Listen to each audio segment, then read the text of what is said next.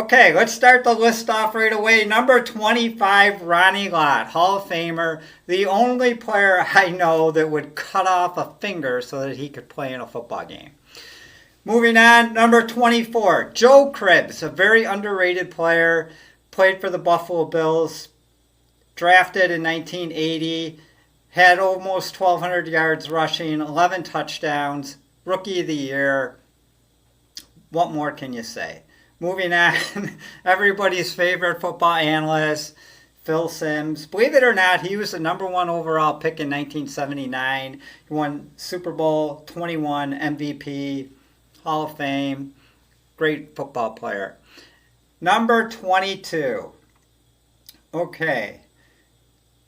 Billy Simms, to me, is one of the most underrated running backs in the history of the NFL. He's the Gale Sayers of the 1980s.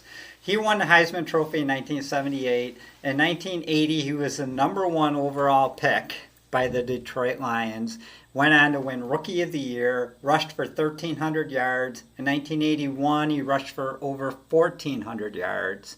82 was a strike season. 83, he had this horrible knee injury, and he was never the same. He missed a whole bunch of time, tried to make a comeback, and never really got going. By the time he did get going, so much time had gone by. The Lions actually had Barry Sanders on their team, and that wasn't going anywhere. 1982, Lawrence Taylor, one of the greatest defensive players of all time.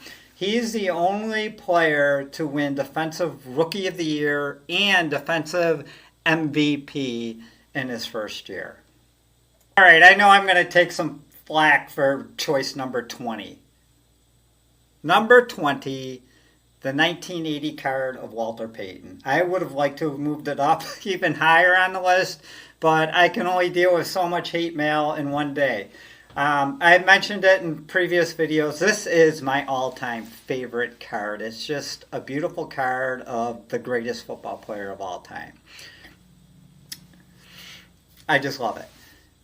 Number 19, the 1981 rookie card of Art Monk. Art Monk doesn't, another guy on this list just doesn't get the credit that he deserves. He's a 3-time Super Bowl champ with the Washington Redskins. He was a first-round pick in 1980. He finally made the Hall of Fame after years of trying, and he was the first receiver to hit 900 receptions. Number 18. 1983 card of Marcus Allen. A lot of you, I think, will put him higher up on the list. He played on the West Coast. Another guy really didn't see all that much. He was a 10th overall pick in the 82 draft. He was the first player to rush for 10,000 yards and receive for 5,000 yards. So I guess he'd be the first 10,000, 5,000 guy. He's a Heisman Trophy winner. He won the NFL MVP in 1985. Okay, number 17, another very underrated player. I don't believe this guy's in the Hall of Fame, and that is a shame. 1984 card of Roger Craig, 3-time Super Bowl champ with the 49ers. He was the first player to rush for and receive for 1,000 yards in the same season. Number 16, 1989 score, Deion Sanders. I don't know if this guy would make even the list for most of you, but he gets a lot of credit in my book for also playing baseball. He played baseball at the major league level for 9 seasons. He's the only athlete to both play in the Super Bowl and the World Series. Everybody knows him as Prime Time, right? 8-time Pro Bowler. Great player. Okay, moving on to number 15, the first of 4 hometown heroes on the list. 1989 score, Thurman Thomas. Squirmin' Thurman, we know him as here. He's a Hall of Famer, 1991 MVP, 3-time rushing champ. Famously, infamously, lost 4 Super Bowls. He's the only player to lead the NFL in total yards 4 years in a row. One of only 2 players to score rushing touchdowns in 4 Super Bowls. Great player. Everybody loves him, right? Number 14, Derek Thomas. Again, one of the great pass rushers in NFL history. 1989 Rookie of the Year. He once had 7 sacks in one game and just missed his 8th. That's amazing to me. He passed away due to injuries in a car crash when he was rather young and still playing. And he is the only member of the NFL Hall of Fame to have died during his playing career. Number 13, 1989 scorer Troy Aikman. He should be higher on the list. I know it, but he plays for the hated Cowboys, so sorry. I know he was the first overall pick, 3-time Super Bowl champ. I will say that I do enjoy watching him on TV. Another hometown hero, 1986, number 12 on the list, Bruce Smith. He was another first overall pick. He's the all-time sack leader with 200 sacks, 2-time Defensive Player of the Year, just a monster of the gridiron. There's a run on local guys here. Number 11, Andre Reed. He had a hard time getting in the Hall of Fame. He finally made it on like his 9th try. He's a 7-time Pro Bowler. At the time of his retirement, he was 2nd in all-time career reception. So very deserving of the Hall of Fame.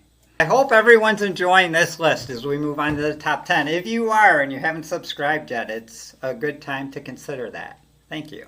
Okay, we're getting down to the nitty-gritty here, the top 10. Coming in at number 10, the 1989 scorecard of Bo Jackson. I don't know where you guys would put him on the list. Maybe a little bit higher in the 20s or maybe not even on the list. To me, he scores a lot of points because he is the greatest athlete of my lifetime, my opinion. He is the only player ever to participate in both the NFL Pro Bowl and the Major League Baseball All-Star Game. Okay, number 9 on my list. We're gonna have a run on USFL cards. 1984 Reggie White. He had 198 career sacks. That was the all-time career record before Bruce Smith came along.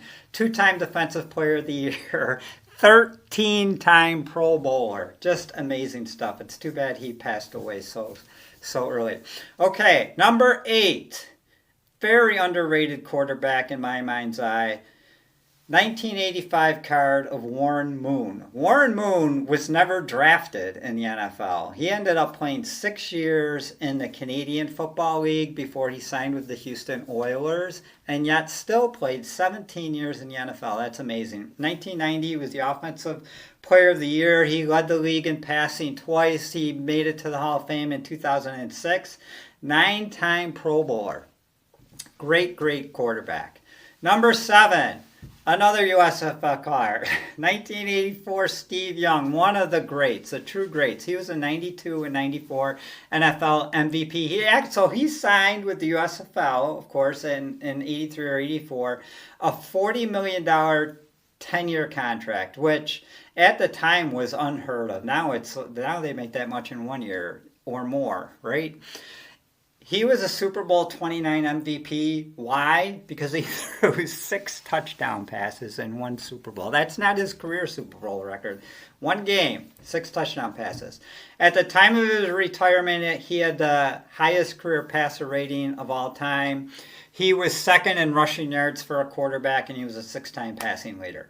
Okay, another USFL card. Number 6, the last hometown hero on this list. I don't know how the nation feels about Jim Kelly, but he is a great quarterback. First ballot Hall of Famer. 5-time Pro Bowler. Again, he famously lost 4 Super Bowls. He might be, I know there's a long list of people that you can include on this list, but he might be, you have to include him on the list of quarterbacks, greatest quarterbacks that never won the Super Bowl. Okay, now it's really getting fun. Number 5, 1984 John Elway. A lot of 1984 cards on this list coming up. So everybody knows John Elway. He finished his last 2 seasons of his career by winning the Super Bowl twice. So earlier I mentioned Thurman Thomas was one of only 2 players to have rushing touchdowns in 4 different Super Bowls. This guy is the other player. 4 rushing touchdowns in 4 different Super Bowls. Pretty unlikely for a quarterback. He was the first selection in the 1983 draft, a 9-time Pro Bowler, not 19, 9-time, 87 MVP, and he retired having the most wins ever by a quarterback.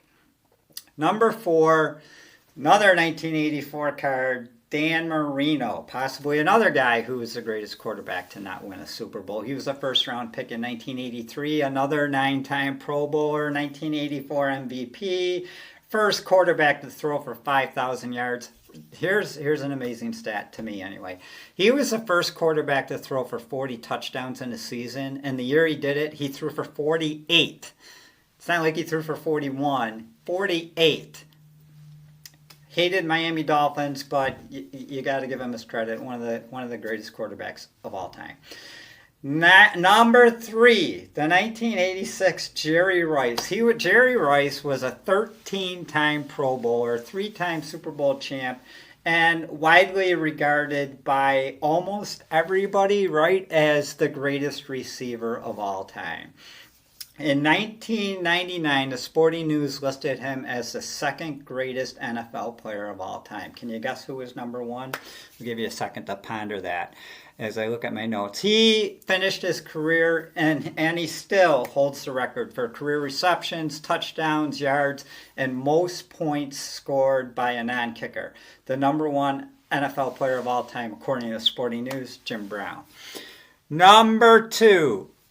Another 1984 card, Eric Dickerson, second overall draft pick in 1983 behind Mr. Elway. Single season rushing leader. He had 2,100 yards. I forget what year it was, 1984 I think. He was 83 Rookie of the Year, Hall of Fame in 99. He was the fastest player to reach 10,000 yards rushing. And at the time of his retirement, he was second in all-time rushing yards behind the late, great Walter Payton. And number 1, I wish we could do a drum roll. Any ideas what it is? Can you figure out who I left off the list? The GOAT, Joe Montana. So I always thought Joe Montana was the GOAT. And then I decided that Tom Brady's the GOAT. But you guys have actually convinced me that I am wrong. I have changed my mind back to Joe Montana is the greatest football player of all time. His 1981 rookie card, to me, is the greatest card of the 1980s.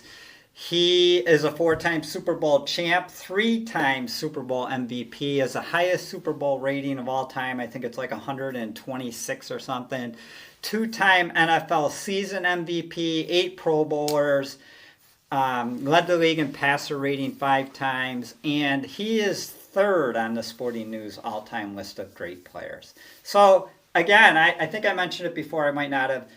What will make this video fun for me is if you list in the comments what your top 5 would be and how it compares to me and who I might have left out. I know I left out Michael Irving. Please don't beat me up for that. And just one more chapter to this video before you swipe away. I actually do have a card to give away. It's not any of the 25 cards. I don't have any of those 25 cards. If you guys have been following me, I don't really have much of a collection. I got like 30 cards here on my table that aren't super valuable because I give them all away and I'm not a wealthy person.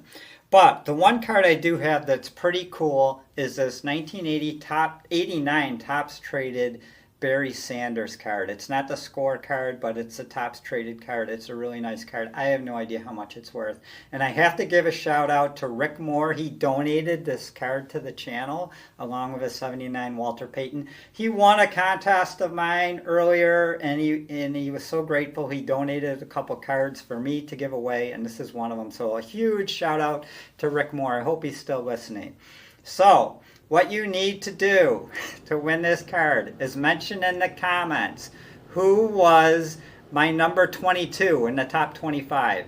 Mention who it was, and in 5 days I will draw a winner from all the correct answers, and that person will get this card in their mailbox. So I've discovered that, one last thing, I've discovered I have a lot of people on my subscriber list that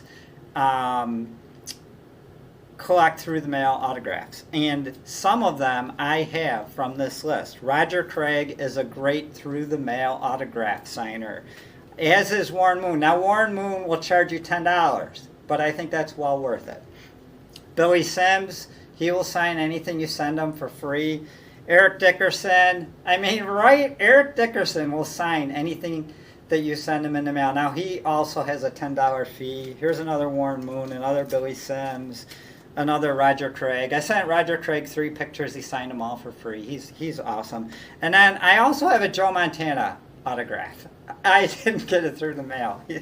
I bought it on eBay a couple years ago, and I did some research, and I think it's legit. I think that's his actual signature, and it's pretty cool. So I just wanted to share that with you. I thought some of you guys might be interested. Hey, thanks for watching these crazy videos of mine. I have so much fun making them. I know they're getting kind of on the long side. I apologize for that, or I don't know, maybe I shouldn't. Everybody have a great night.